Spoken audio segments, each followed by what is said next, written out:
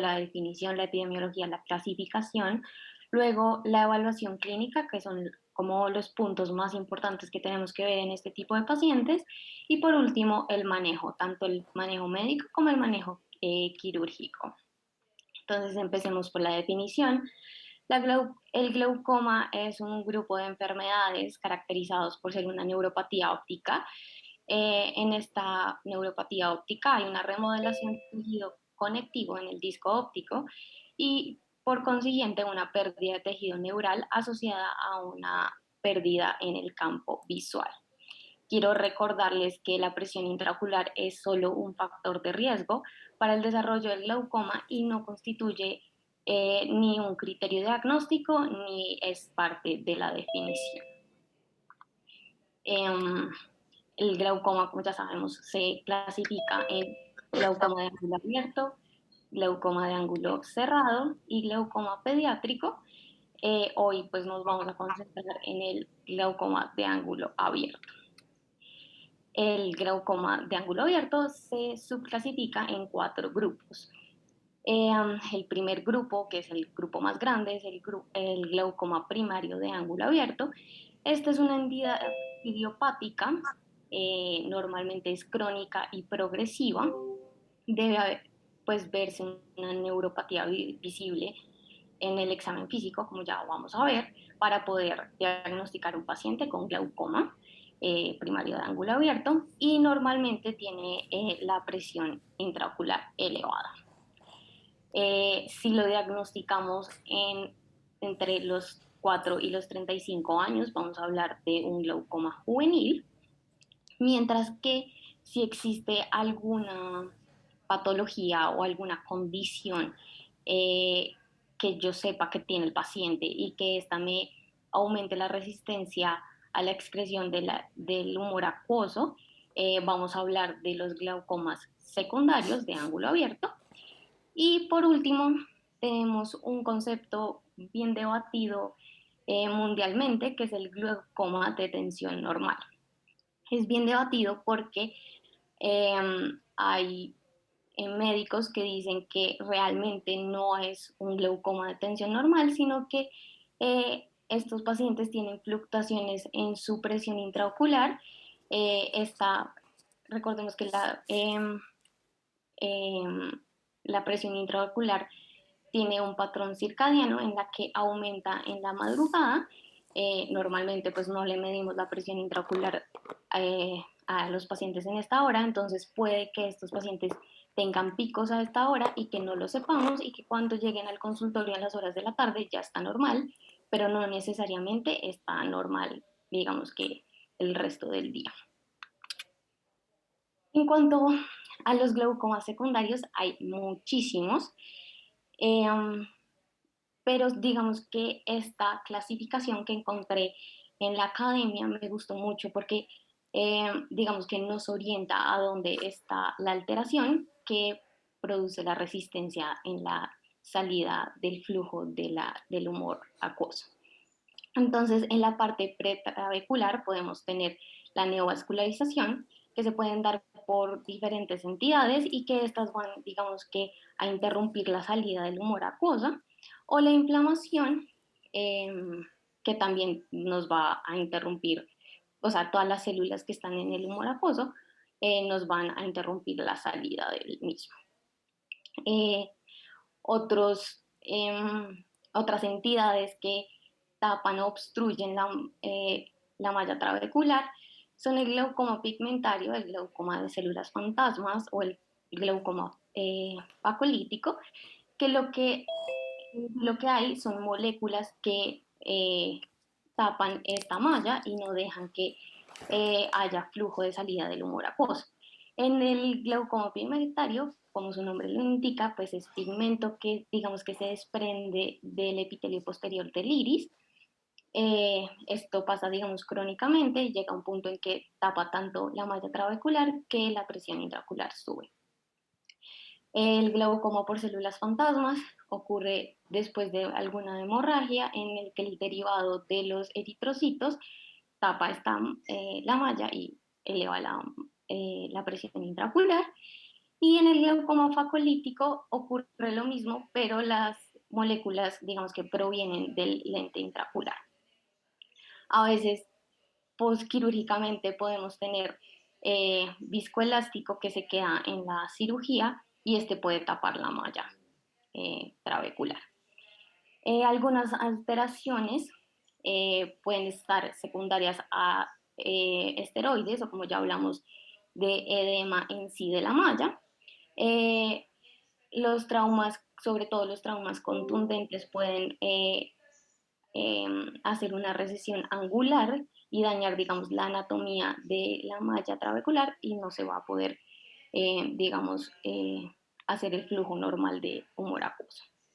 Y algunas células neoplásicas o algunos tumores que empujen o dañen el ángulo también nos van a aumentar la presión intraocular y generar el glaucoma secundario. Otros glaucomas son debido a la obstrucción del canal de Schlemm o la elevación de la presión venosa epiescleral que no va a dejar que el humor acuoso pase a través de la malla, o sea, pasa a través de la malla, pero no se drena en el canal de Schlemm, entonces, pues lo mismo, aumenta la presión intraocular y genera el glaucoma secundario. Hay dos definiciones que tenemos que tener muy en cuenta, que son el paciente con sospecha de glaucoma, que es un paciente que tiene el aspecto de la cabeza del nervio óptico o el campo visual sugestivo de glaucoma, pero no cumple con todas como los criterios o está como ahí como que uno no sabe si está normal o tiene glaucoma. Y esto es independiente de la presión intraocular. Acordemos que la sospecha de glaucoma es un diagnóstico y que el paciente se puede quedar en sospecha de glaucoma por muchos años hasta que o desarrolle glaucoma y lo clasifiquemos adecuadamente o pues se quede ahí eternamente. Otro concepto es el hipertenso ocular. Es un paciente que tiene la presión intraocular mayor a 21, pero que no tiene ninguna anomalía en el nervio óptico ni en la capa de fibras nerviosas y que, pues, digamos que todo su componente es normal, solamente tiene la presión intraocular elevada, por lo cual no tiene glaucoma. En cuanto a la epidemiología, pues la entidad más estudiada es el glaucoma primario de ángulo abierto. Este se considera un problema de salud pública porque genera el 12.3% de los casos de ceguera, es decir, que es la segunda causa de ceguera mundialmente. La OMS dice que hay una incidencia global de 2.4 millones de personas por año, esto es un montón, pero la prevalencia varía dramáticamente dependiendo del grupo, pues del lugar o región de la que estemos hablando. Mientras Estados Unidos, Europa y Australia manejan unas prevalencias de pues entre 0.8 y 1.86, en Latinoamérica y sobre todo en el Caribe llega hasta el 7%. Eh, bueno, el factor de riesgo más importante del que hemos hablado es la presión intraocular. Esta se considera normal entre 10 y 21 milímetros de mercurio, perdón. Pero este es como un rango meramente estadístico del que digamos que se ha tratado de estudiar más porque de verdad varía pues, entre diferentes razas. El glaucoma primario de ángulo abierto aumenta dramáticamente con la edad y en los pacientes que tienen un familiar de primer grado con glaucoma, su riesgo aumenta hasta 3.7 veces. Es mucho más frecuente en afrodescendientes e hispanos y otros factores de riesgo como las córneas delgadas y la miopía se han visto asociados. Además, las córneas delgadas, además de ser un biomarcador de glaucoma, eh, nos afecta en la medida de la presión intraocular, porque está como falsamente negativa en estos pacientes. Entonces empezamos con la evaluación clínica. El objetivo de esta es clasificar adecuadamente el paciente, determinar la severidad del cuadro y predecir la probabilidad de progresión de la enfermedad. Esto es lo que vamos a buscar en todos los pacientes. Quiero aclarar que toca hacerle, pues digamos, el examen oftalmológico completo a estos pacientes, pero hay unos puntos claves que tenemos que tener en cuenta. Entonces, primero en cuanto a la clínica, el glaucoma primario de ángulo abierto es de inicio insidioso, es lento, no produce muchos síntomas, es indoloro y es lentamente progresivo y normalmente es bilateral.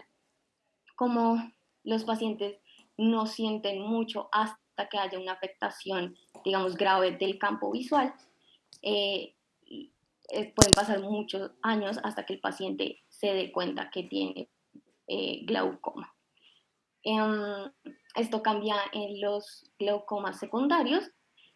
Muchos pueden tener un inicio mucho más súbito, sobre todo en las uveitis. Pueden progresar mucho más rápido, como en los glaucomas secundarios a esteroides. Y pues también pueden producir muchos, pues otros síntomas dependiendo de la entidad de la que estemos hablando. Entonces lo que primero vamos a ver es la profundidad de la cámara anterior.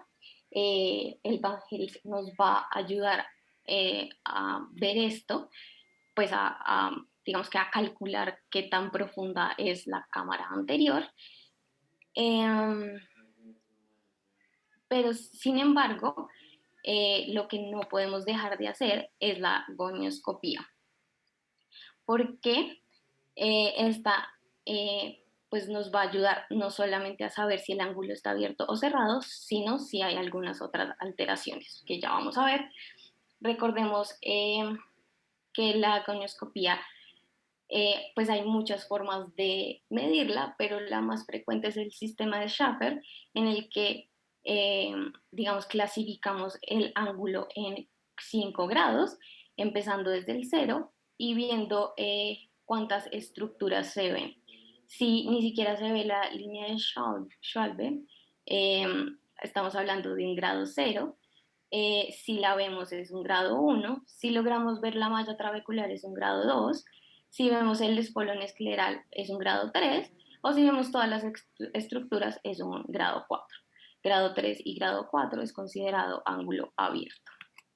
Entonces, lo mismo, no solamente nos permite ver de verdad si el ángulo está abierto o cerrado, sino nos permite descartar o confirmar algunas de las causas secundarias. Por ejemplo, podemos ver acá que el canal de Schlemm está rojizo porque hay un aumento de la presión venosa epiescleral, entonces hay como un reflujo de la sangre y por lo tanto, pues ese es un signo de aumento de la presión venosa epiescleral. Podemos también ver las recesiones angulares postraumáticas. En el síndrome de dispersión pigmentaria se va a ver mucho pigmento, sobre todo en el cuadrante inferior, y también vamos a poder ver la neovascularización y esos vasitos que están tapando la malla trabecular. La evaluación del disco óptico es, digamos, esencial en estos pacientes. Histológicamente lo que pasa es que hay una pérdida de axones, de vasos sanguíneos y de células ganglionares. Entonces, esta excavación que no, pues, fisiológica se va a hacer mucho más grande, pues, digamos que perdiendo todas estas capas de eh, fibras nerviosas. Esta pues es una degeneración progresiva y a veces los cambios estructurales eh, como tempranos son muy difíciles de ver. Entonces, este es un disco óptico normal. Aquí vemos el anillo neural, la excavación, que pues debe ser menor a 0.5.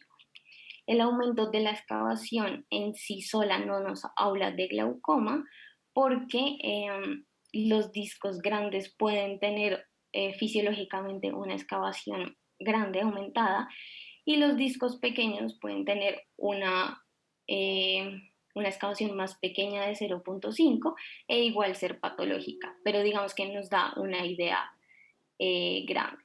Los cambios que ocurren primero en el glaucoma es un aumento de la excavación y donde se pierde la regla ISNT.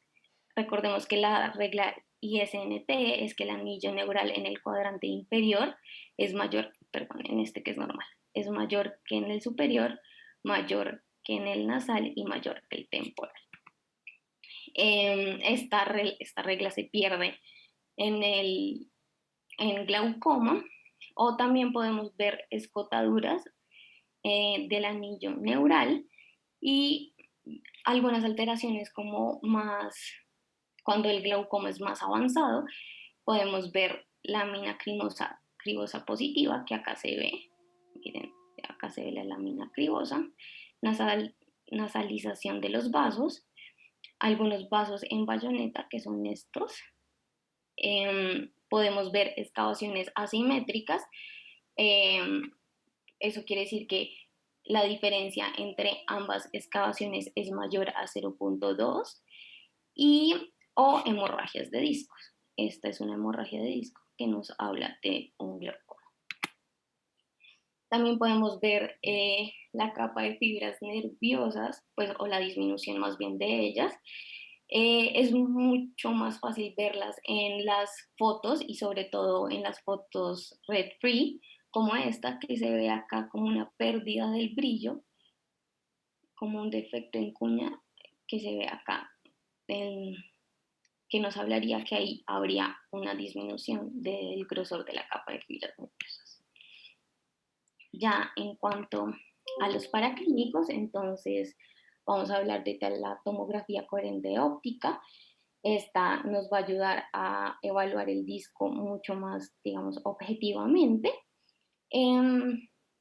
Lo primero que vamos a ver es esta tablita de acá, que nos va a dar el tamaño del disco, el tamaño de la excavación o la relación copa-disco, tanto vertical como horizontal, y vamos a poder comparar el derecho con el izquierdo para ver si son asimétricas. Lo siguiente que podemos ver es el grosor de la capa de fibras nerviosas, que normalmente estaría aquí en la zona verde, porque el OCT lo que hace es comparar con una base normativa, pues relacionada con la edad y el sexo y la raza del paciente, y nos pone como dónde sería normal que estuvieran el grosor de la capa de fibras nerviosas, dónde sería borderline y dónde realmente es anormal. Entonces, este paciente cruza pues la parte roja, por lo tanto es anormal, sobre todo en el sector superior e inferior, y estas gráficas de cuadrantes y de horario nos puede ayudar para orientarnos pues en la disposición de dónde está el defecto. También es importante ver el grosor de las fibras en la mácula, porque acá también se pueden ver defectos y correlacionarlos. También podemos hacer una progresión del OCT, ver los cambios que ha tenido un paciente en el tiempo. Esto se puede hacer cuando el paciente ya lleva más de 3 exámenes. Y por ejemplo, vemos que en este examen del 2010 al 2011, el paciente pasó de estar en borderline a estar anormal. Entonces, si fuéramos como los doctores de este paciente, haríamos algo porque vemos que está progresando. El campo visual computarizado va a medir como la parte funcional del paciente y mide la capacidad para distinguir un estímulo lumínico en un punto específico. El patrón que se usa en glaucoma es el cita estándar 24-2. 24 quiere decir los grados que abarca y 2 como el tamaño del estímulo. Lo primero que tenemos que ver antes del glaucoma, del campo visual, es si el campo es confiable. Esto lo vamos a ver eh, mirando las pérdidas de fijación, que no debería haber pérdidas de fijación, porque si no quiere decir que el paciente movió mucho el ojito, y los falsos positivos y los falsos negativos deberían estar menores a 15%. Luego vamos a ver los índices globales. El BFI o índice de campo visual nos va a mostrar el porcentaje del campo visual que está normal. Este es un campo visual normal, por eso está en 100. Eh, eh, la,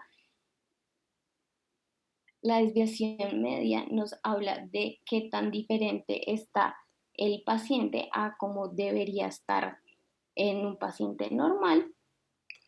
Y la prueba de mi campo de glaucoma compara el hemisferio superior con el hemisferio inferior, y si hay alguna alteración, digamos que sale positivo y nos habla, pues es como un indicador de glaucoma. Hay varios defectos que son como sugestivos de glaucoma. El primero es el defecto arqueado, que es un escotoma que nace en la mácula, eh, en la mancha ciega, perdón, y continúa como el trayecto normal de las fibras nerviosas. Entonces acá podemos ver un defecto inferior que en el campo visual estaría superior. Ay, perdón, ya. El escalón nasal es un escotoma, como su nombre lo indica, en la región nasal, eh, que también es sugestivo de glaucoma. También podemos tener escotomas paracentrales, que normalmente están en los 10 grados centrales del paciente, y nos habla de un daño focalizado, digamos que más hacia la mácula.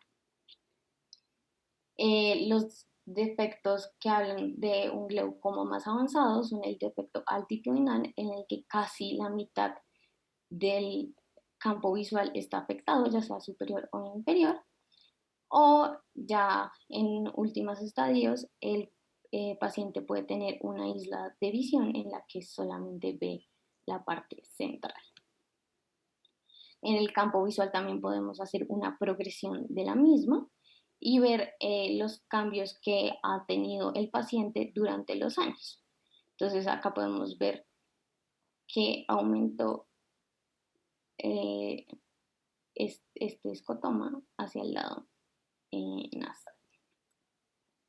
Por último, también es importante pedirle la paquimetría, por lo que hablamos de que el grosor de la córnea es un factor de riesgo, y porque lo debemos considerar al tomar la presión intraocular, porque pues para saber si es falsamente alta o falsamente baja.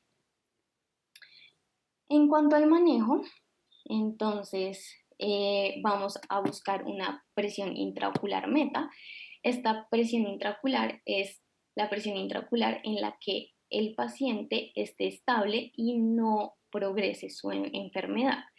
Se calcula teniendo en cuenta muchas cosas, incluyendo la presión intraocular inicial, la edad del paciente, la progresión del glaucoma, o sea, qué tan avanzada está la enfermedad y qué tan rápido ha progresado esta enfermedad. Eh, y por último, pues es muy importante la educación al paciente, sobre todo en la cronicidad de estas enfermedades y lo que puede suceder si no se tratan a tiempo. Entonces empezamos con los análogos de las prostaglandinas. Su, pues su acción es aumentar el drenaje del humor acuoso por la vía uveoescleral, Los que están disponibles en Colombia son latanoprost y travoprost. Lo que pasa es que estos producen varios efectos adversos locales, como hiperemia conjuntival, hiperpigmentación de la piel, sobre todo si el paciente no se seca como la gota al ponérsela, entonces puede como dar una sensación de que tiene ojeras, o hiperpigmentación del iris. Miren esta paciente que solamente se puso latanoprost en un ojo, tenía los ojos verdes y pues ahora tiene un ojo cafecito. O el otro efecto adverso son pestañas largas y engrosadas. También están los beta bloqueadores que disminuyen la producción del humor acuoso, tienen menos efectos adversos locales, pero son los que tienen más efectos adversos sistémicos, como la hipotensión, broncoespasmo o bradicardia, por lo cual están contraindicados en pacientes con asma o cardiópatas.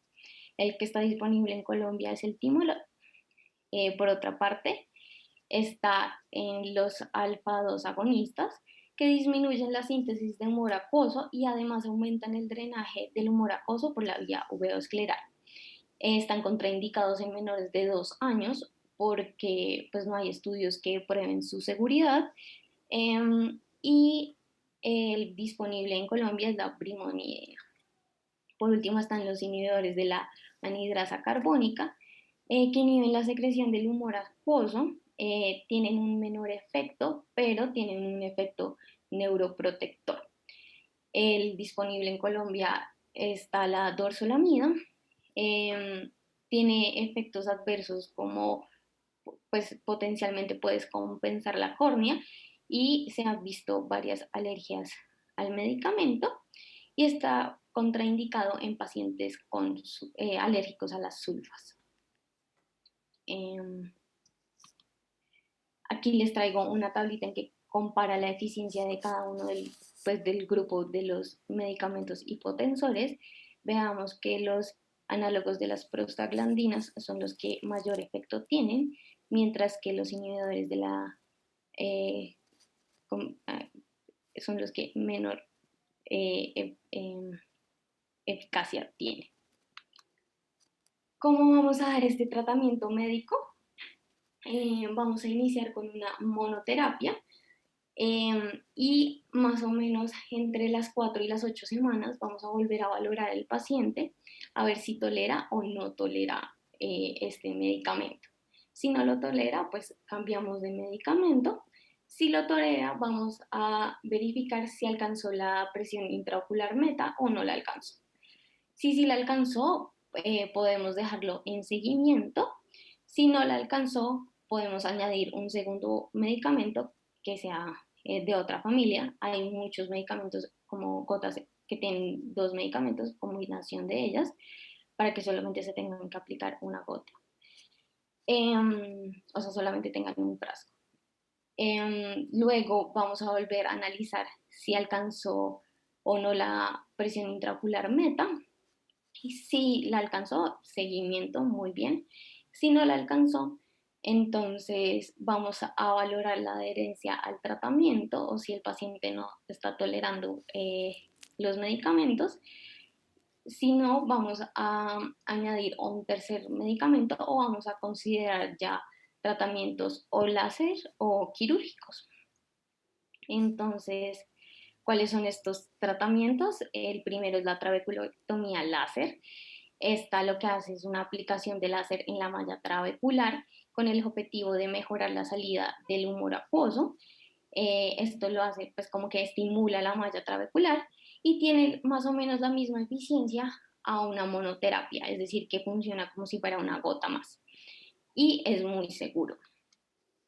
La otra opción son las cirugías filtrantes como la trabeculectomía, en la que se hace una fístula entre la cámara anterior y la subtenon, por donde puede pasar el humor acuoso y drenarse luego. ¿A qué pacientes se los vamos a hacer? A pacientes que tuvieron fracaso de la terapia médica para evitar esa polifarmacia excesiva, o en esos pacientes de edad de enfermedad avanzada que no se han tratado y que queremos disminuir mucho la presión intraocular. Se ha visto que el uso de antimetabolitos como la mitomicina C disminuyen la fibrosis y las trabeculectomías tienden menos a taparse en el futuro y a funcionar durante mucho más tiempo. Las, las complicaciones más importantes son las infecciones y el escape que pues nos podrían causar hipotensión. Esta es una ampolla de una trabeculectomía normal en donde hay paso de la cámara anterior, pues abajo de la conjuntiva al espacio subtenoniano. Las otras cirugías son las cirugías por drenaje por shunts, en la que se crea una comunicación entre la cámara anterior y el espacio subtenon a través del tubo conectado a un dispositivo. Estos dispositivos pueden ser valvulados o no valvulados. Acá tenemos uno valvulado que se llama la válvula de Ahmed.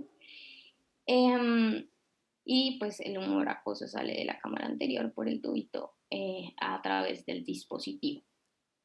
Las complicaciones son la hipotonía, la mala posición y erosión del tubo, porque este tubo con el tiempo puede mal posicionarse.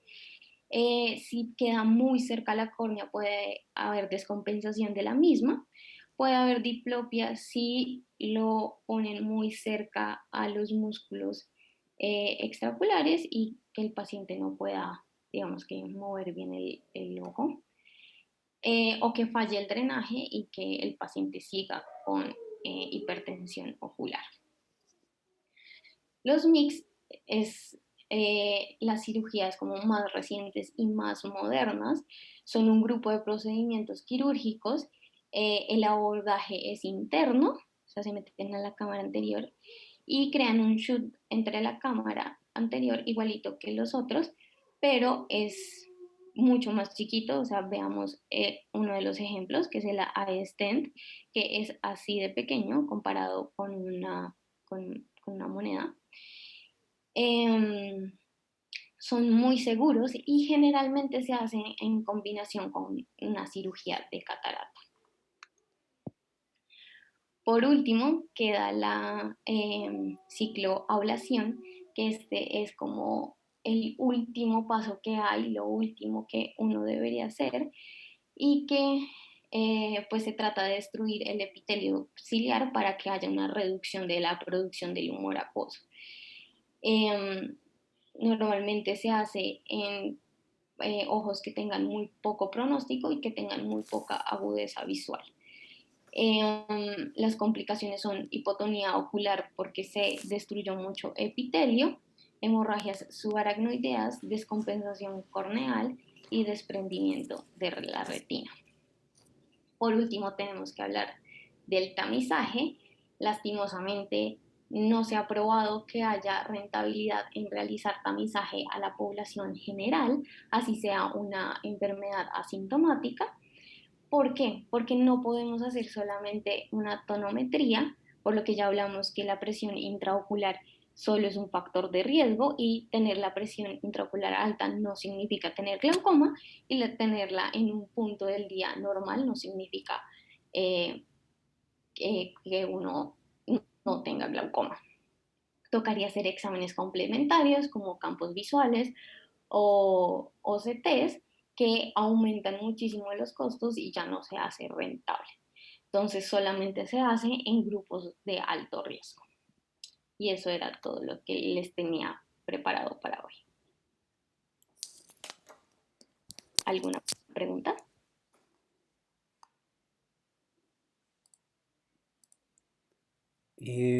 Muchas gracias. Voy a leer acá las preguntas. Realmente son solamente dos. Entonces, la primera dice, ¿cuáles son los valores de la paquimetría que nos harían sospechar sesgos en la medición de la presión intraocular? Doctora Mariana, no estoy muy segura de esta respuesta. Creo que es menor de 530. Pues realmente el estudio que encontró que la paquimetría era importante en términos del glaucoma. Fue el OHTS, el Ocular Hypertension Treatment Study, y ahí el promedio era más o menos 555 micras. Entonces, esto fue solamente hecho en pacientes, si no estoy mal, europeos, y se ha visto que en Colombia nuestras córneas tienden a ser un poco más delgadas. Entonces, pues digamos que los libros van a hablar de menor de 555 micras, va a llevar posiblemente a un mayor riesgo de glaucoma y en general, pues posiblemente una subestimación de la presión intraocular. Pero esos valores ya para nuestra población, siempre no he visto un estudio que nos lo diga, pero todos tenemos como la sensación de que nuestras córneas están alrededor de 540. Entonces, más o menos, pues por debajo de 500, uno ya diría que es una córnea que es muy delgada y ahí uno tendría mucha precaución en el valor que le da de la presión y cuál va a ser su meta, porque de pronto, pues uno fija una meta de 15 en un paciente con una córnea normal, pero si tiene una córnea de 500, pues de pronto uno le baja ese número de la meta, pues para estar seguro de que está teniendo en cuenta ese factor de posible subestimación de la presión intraocular. Eh, Hacen otra pregunta acá en el chat eh, que dice, ¿cómo se escoge el tipo de cirugía a realizar dependiendo de cada paciente? No entiendo. Pues Ok. cómo se escoge la cirugía, me imagino. Sí, me imagino que sí. Eh, digamos que sí, depende, es como un algoritmo. La primera que habló Carolina, que era la trabeculoplastia láser, esa se está usando ya más de primera línea. Entonces, si uno tiene un paciente que uno descubre un glaucoma de novo y uno le dice, tiene la opción si quiere hacerse un láser o si quiere usar gotas. Esa es ahorita como la principal utilidad de hacer la trabeculoplastia láser. Ya si vamos a entrar a una cirugía filtrante, la cirugía de trabeculectomía es como la más efectiva, la que más baja la presión, pero es la más riesgosa y la que cuyo efecto puede ser corto. Es posible que, como es una fístula que uno está creando, se podría producir una cicatrización y se tapa la cirugía, pues puede ser en un año o 5 años, o es imposible saber. Entonces, si uno realmente quiere una presión bien, bien, bien bajita, lo ideal es hacer una trabeculectomía, y si uno tiene un paciente que no tiene cirugías previas y tiene muy buena conjuntiva, eso mejora la probabilidad de que la cirugía sea exitosa. Entonces, usualmente la hacemos de primeras, una trabeculectomía en un paciente que tenga un glaucoma primario de ángulo abierto. Los segundos que mencionó Carolina, que eran los implantes, los dispositivos de drenaje, que los valvulados y los no valvulados, esos se usan usualmente cuando una trabeculectomía ha fallado o cuando una trabeculectomía tendría un alto riesgo de falla.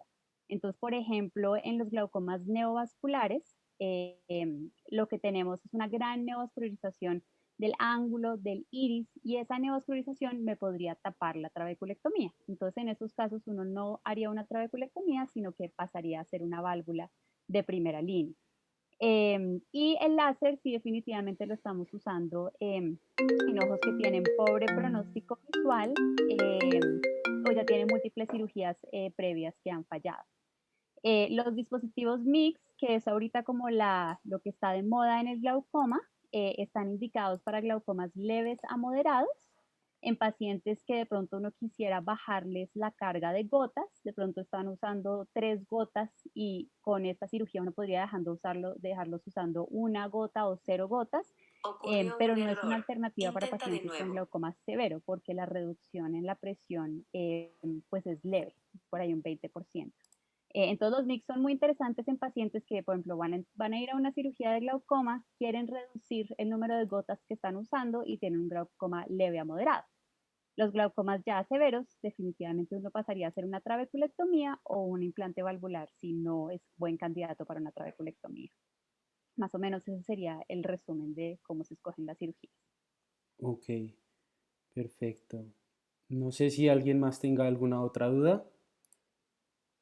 Pues yo ya noté acá una pregunta que me queda a mí, doctora, y pues digamos, en el caso de los pacientes con glaucoma uveítico y que uno está seguro que pues no es una trabeculitis lo que tiene, ¿el corticoide se debería retirar a estos pacientes o se manejaría como con un corticoide pues menos potente o se retira? No, no sé. Es una muy buena pregunta. Entonces, el glaucoma uveítico, lo primero que uno tiene que ver es cuál es su mecanismo. Entonces, hay glaucomas uveíticos, por ejemplo, por ángulo cerrado, porque la inflamación hizo que todo se pegara ahí adentro y no está drenando.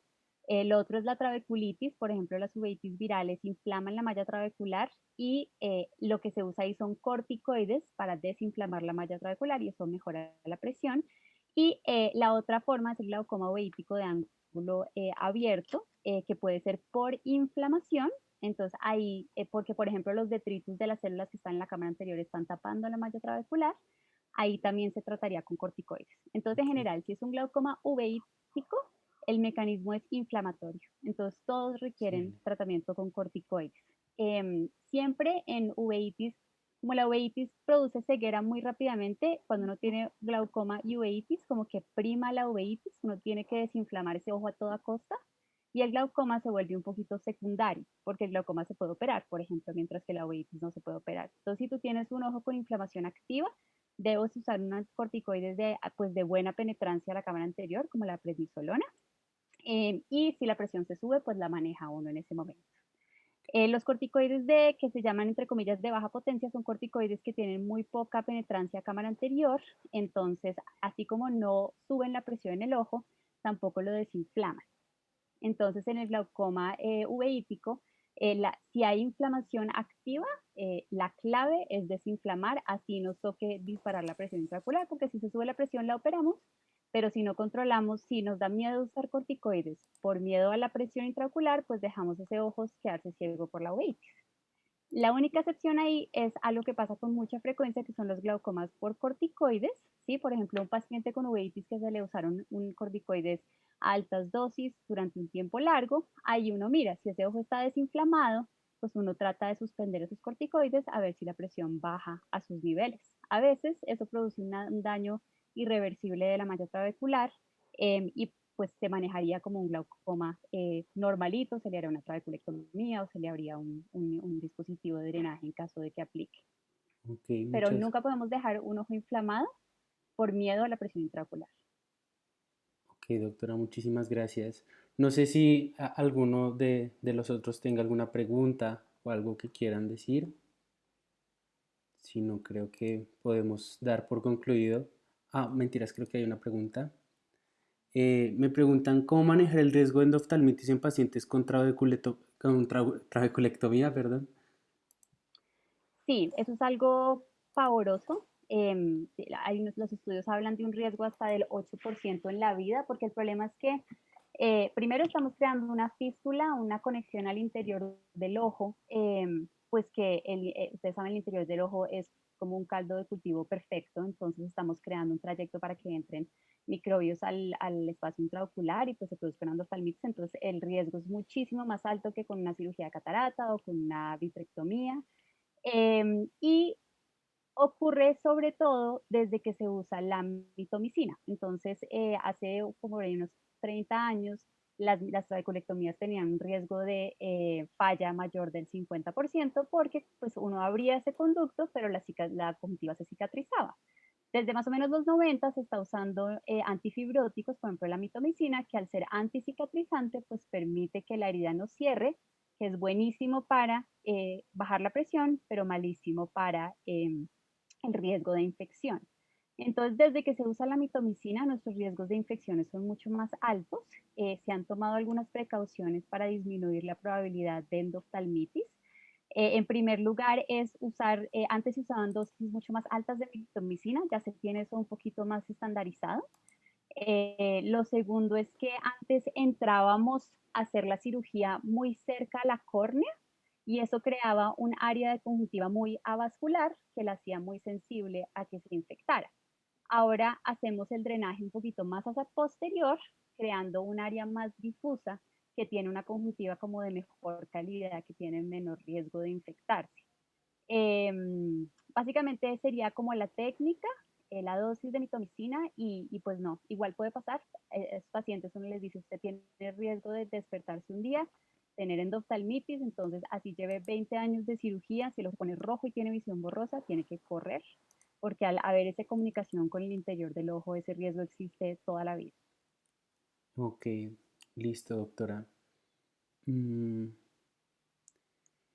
Me preguntan que si usted prefiere la mitomicina o el 5-fluoracilo.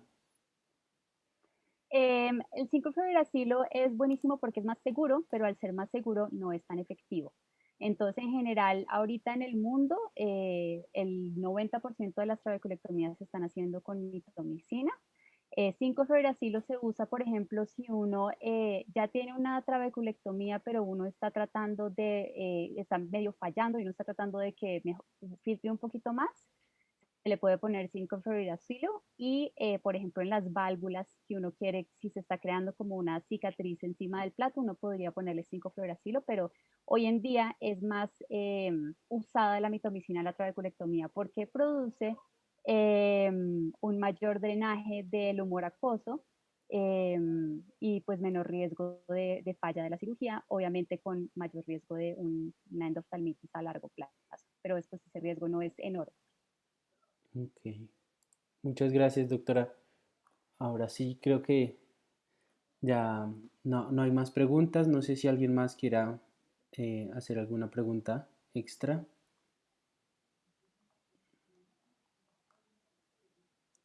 Creería que no, doctora. Muchísimas gracias y doctora Carolina también muchísimas gracias por su tiempo y por respondernos todas estas preguntas. Entonces, pues doy por concluida No, la... muchas gracias por la invitación, me parece Sí, súper gracias. chévere que estén interesados en el tema y pues estoy atenta a cualquier cosa en los que los pueda apoyar. Muchas gracias, doctora. Muchas gracias, doctora.